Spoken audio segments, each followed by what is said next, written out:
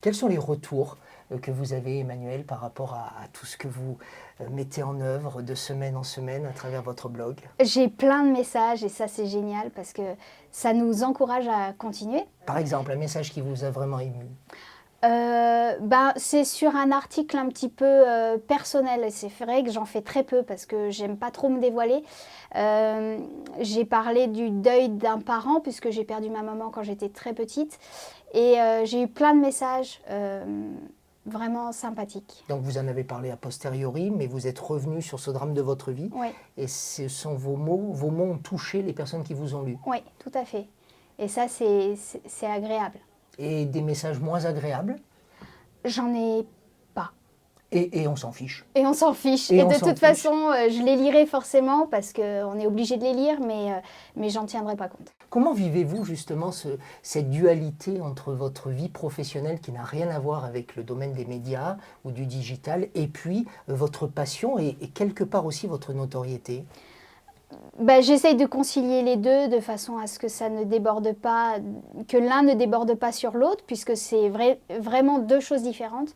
Et j'ai envie que ça reste comme ça. En fait, le blog, c'est mon sport à moi.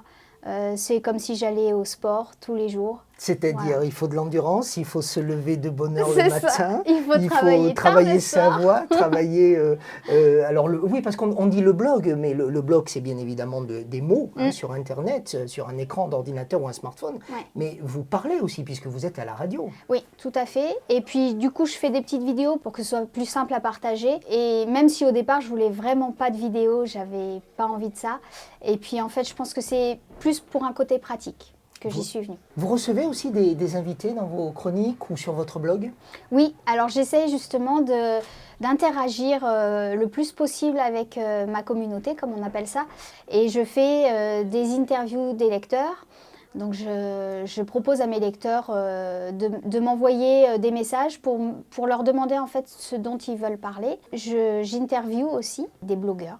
On va aller se balader dans Clermont, on va rejoindre aussi un lieu de vie à Clermont, et puis on parlera de votre rapport à la capitale. Mais pourquoi ce nom de la nana lambda? La nana, Emmanuelle, on peut comprendre, mais lambda, je pense que vous vous moquez un petit peu de nous, parce que vous n'êtes pas tout à fait n'importe qui. Ah non, mais quand j'ai débuté il y a 1 an et demi la page Facebook et le blog, j'aurais jamais imaginé qu'il y aurait autant de retours positifs. Et lambda, parce que justement, je suis une nana, mais carrément lambda. C'est ce qu'elle dit.